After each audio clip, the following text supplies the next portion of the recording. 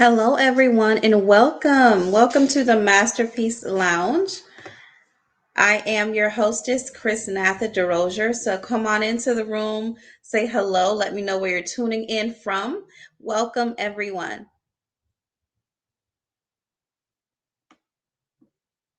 Hello, hello, hello.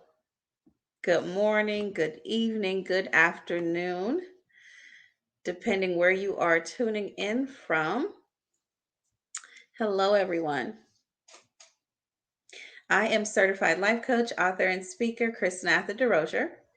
And I'm the hostess of the Masterpiece Lounge, and we're going to be spending some time together today as we discuss, like you've already seen in the title of today's segment, communicating expectations.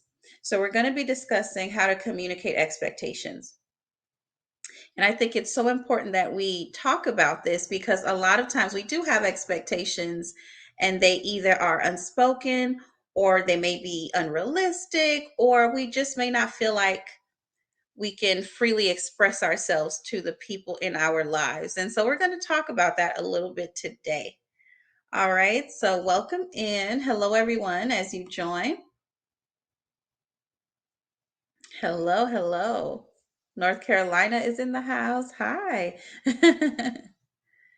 South Carolina is also in the house. So that is awesome. Awesome. And I am in the big state of Texas myself. So we are all over the country and abroad. So it's always exciting to be able to connect with you, talk to you, and, just share these topics that I think are important to all of us.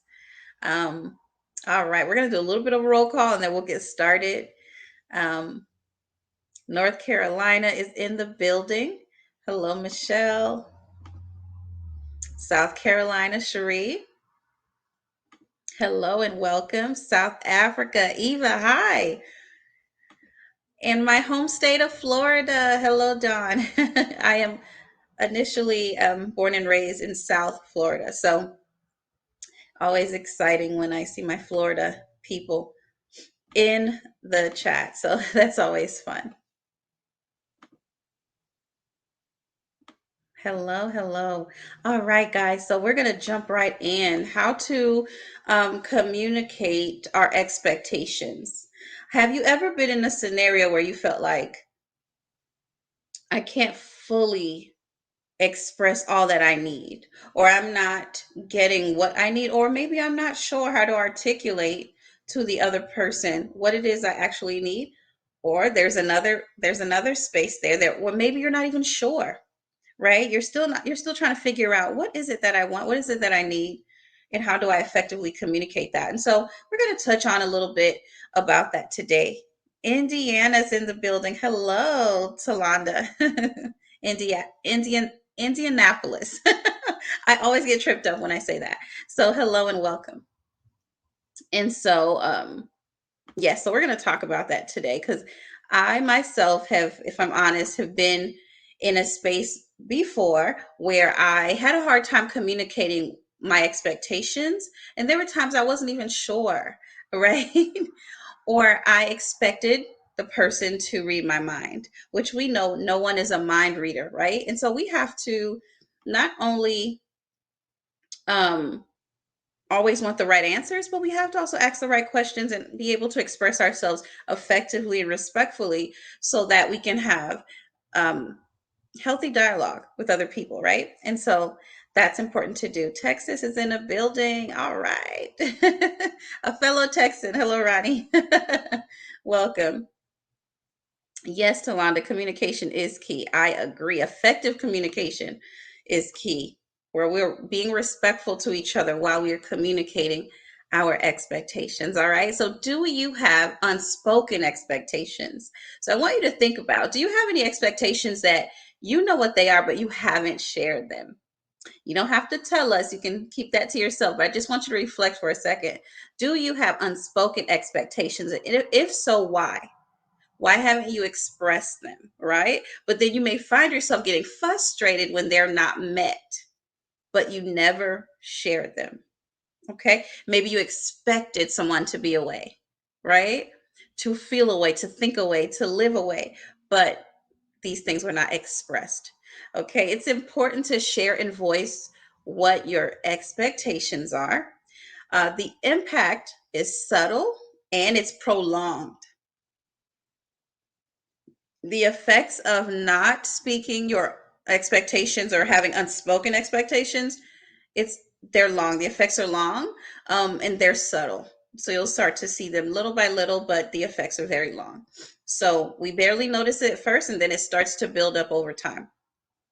So, one of the first things that I want to encourage you to do when you are expressing your expectations in a relationship is to acknowledge first that you have expectations that you have not shared, but they are important to you. So, acknowledge that. And there's nothing wrong with that. There's absolutely nothing wrong with that. This opens the door for a meaningful conversation as your desire is to be in a more intimate relationship with your partner, right? And so you want to make sure that you're acknowledging, hey, I have some expectations that are not being met. And instead of walking around frustrated, you want to at least express what those expectations are. The next thing I want to encourage you to do is to avoid using the word you. And I know that this is easy to do. I'm guilty of it as well. But what I've realized and learned over time is that when you start using the word you, it almost sounds like um, you're accusing someone of something and they may not agree with that, right? So that puts them in a space where they have to defend themselves. And then the conversation isn't as productive as you would have hoped at the beginning. So I know that this isn't easy to do, but try to avoid using, you did this and you, or even blanket statements, you always or you never. That is, listen, that's recipe for an argument. You always do this wrong. um you never listen to me. That really starts, it doesn't start the conversation on the right foot for an effective dialogue between you two, where you can really express yourself clearly and that person can truly hear and receive what you're saying and then be able to respond to you, right? And so the goal is for you to be heard, not necessarily for an argument to come out of it. That's not the goal, at least, right? It can happen, but that's not the goal. And so try to avoid using the word you. Instead, just share your experience, because your experience is valid and it's important. You can try to use I heard, I thought, I felt. So using I statements helps you to pursue intimacy with your partner and to seek growth in the relationship, because the overall goal is to seek the challenging but fulfilling work of learning to communicate in a loving and open way with your partner, right? So that's the goal. We want All of us want to feel respected. We want to be respected. We want to feel heard. We want to feel seen. And so we want to make sure when we're communicating that we're not only wanting to be treated that way when we express ourselves, but that we're doing that very same thing for our partner. Because it should feel safe. It should be a safe space for both of you. It's not one sided, right? And so, and I also want to share that when you are expressing or have expressed your expectations, give your partner room to reply without interrupting them, especially if you disagree on something. If we're honest, some of us have the takeover spirit, right? Some of us have the takeover spirit. You know if that's you or not, where you take over the conversation, you overspeak, you talk over people, you don't let them finish their thought because you think you know what they're going to say. That's not okay. So give your partner a safe space, room to fully express themselves, and do everything you can to not interrupt them while they're sharing, even if you don't agree. Let them get the statement out, the sentence out, the thought out, and then ask them, right? Okay, are you done expressing your thought? Okay, can I respond now? Right? It's just respect, right? So we don't want to let our ego get in the way of us having a meaningful, safe, and effective conversation. All right? So we don't want the ego to win. We want to make sure that at the end, everybody feels safe and heard and seen. That is the goal, not winning. Winning is in the goal. And how much do you really win if your partner doesn't feel appreciated, right, in this relationship? So nobody really wins. Hello, Botswana's in the building. Hello and welcome. Thank you for watching. Thank you for watching and joining us. But yeah, it's so important for us to make sure that it's a safe space for two people, not just one, because this is not a one-sided relationship. So I wanted just to point that out. All right, so moving along, I did also want to, because I like to always throw in a couple nuggets for in the workplace. I think that that's important as well. And so I'm going to share some thoughts about if you are in the workplace and you are, let's say, in leadership and you have a team. What are some ways that you can express your expectations and communicate your expectations with your team in the workplace? So I'm just going to throw some nuggets out there for this as well, because in addition to any type of romantic relationships, I'm by all means, I'm not a relationship expert, but I've learned a couple things. And relationship isn't always romantic. I also have amazing friends and family. And so I also have to express expectations with them as well. So this applies across the board. But in communicating expectations with your team, if you're in leadership or in the workplace, there's some nuggets that I can share with you as well. And the first thing is to outline your expectations. So, for instance, when assigning tasks to team members, clarify what items you need to be completed in the time frame to complete them. Make sure your goals are realistic and achievable so your employees can meet them. I recall being in the workplace before where I was asked to do something and I started to do it. And then soon after, something else was thrown in my lap. And I was confused because I was told that both of these projects were time sensitive.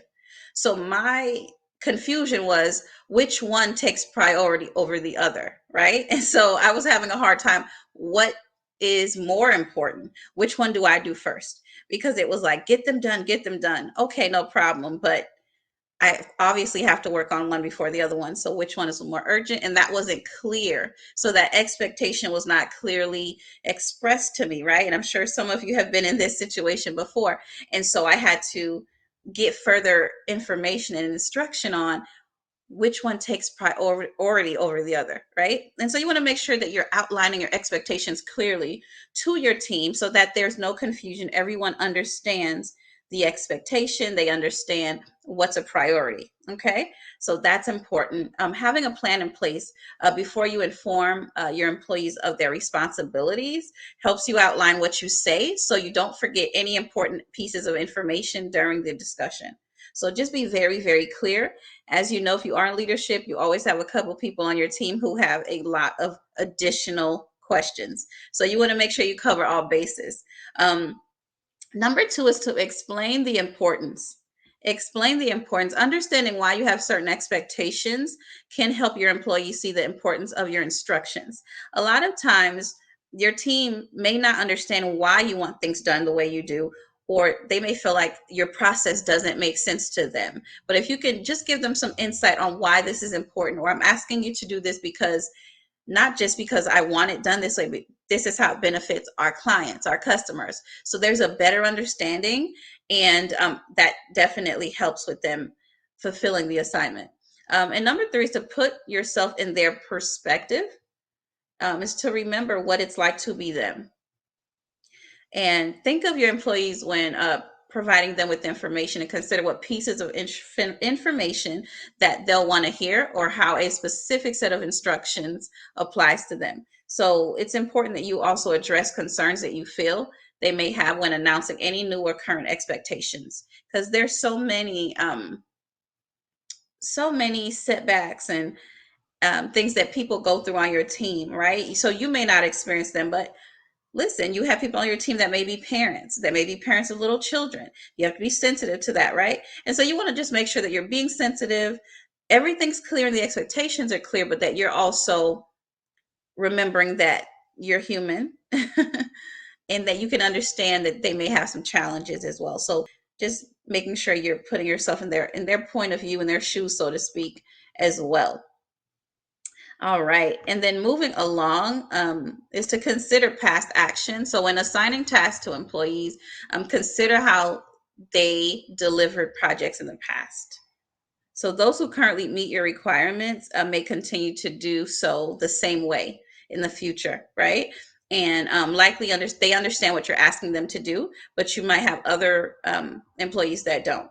And so you just want to make sure that you consider meeting with them privately, maybe to review their past experience and performance, and see if there's a new way that you can help them definitely deliver on the goal. And also, if you are in leadership, meet with your team regularly. Meetings are important. Updates are important. Letting people know how they're doing. Um, I don't know if, maybe your team, you have productivity reports, or you speak about what that looks like for each person individually, as well as, these smaller teams. So it's important to just clarify any confusion any employees have, hold frequent one-on-one and team meetings. They are both important, and it allows an opportunity to restate your expectations and to keep your team accountable for their actions. All right. And so you also want to provide resources. All right. So, in communicating your expectations in the workplace, provide helpful resources. Make resources available to assist your team in completing their task as well. And it takes a load off of you. You don't have to keep answering the same questions if there's resources that answer those questions that they can refer to if they have any. All right. So, keeping a company handbook or an employee handbook or style guide helps them understand their job responsibilities for their position, and they can refer to it for any questions or any things that maybe they just need a refresher on. Okay, so overall, it's important to check in with your team. And so I wanted to share that regarding anybody in leadership. So, yes, effectively expressing your expectations is important, guys. And don't hold things in. No one can read your mind, okay? But you want to make sure that you're not coming across, you're not speaking from a place of anger. That may not be the right time to express your expectations. You really want to have a clear head. But definitely, it's time that we really start speaking to each other instead of getting on the phone or complaining to a third party, right? When the person that you have the conflict with doesn't even know that there's an issue. They are oblivious. We don't want to do that, because we want to have healthy conversations in our relationships. So let's start having those conversations. Sometimes they're easy, sometimes they're difficult, but they are all necessary. So let's start expressing ourselves and what we expect. And if you are looking to enter a romantic relationship, it might be a really good idea to express some of those expectations prior to making a huge commitment, right? And so, therefore, there's not a lot of gray space, right? So, there's a level of clarity there. So that's all I have for you guys today. So thank you guys for hanging out with me here in the Masterpiece Lounge. I had an amazing time as always. So be sure to share this with your network and meet me on Instagram so that I can connect with you if we haven't connected already. My handle's at Chrisnatha there. And then here on Facebook, I am under Chrisnatha DeRozier, and I'm also on YouTube, Chrisnatha TV. So let's connect, let's chat, let me know how you're doing. So it's always good to connect with you. And also, you can head over to my online home, www.iaaminstitute.com, where you can sign up for our mailing list, grab our free ebook, and also grab on demand courses and master classes that we have just for you. All right, so be sure to do that as well. And meet me here next week, same time, same place. I will be here with another segment. So thank you guys for hanging out with me. I had an amazing time. Talonda, you're welcome. Thank you so much. I appreciate it. Thank you so much for that. Thank you for the feedback. It means a lot. So, guys, I'm excited and I can't wait to see you guys again. So, I'll be seeing you really, really soon. And until then, be well. I'm Chrisnatha DeRozier, certified life coach, author, and speaker, signing off until next time. And until then, be well. Thank you, everyone.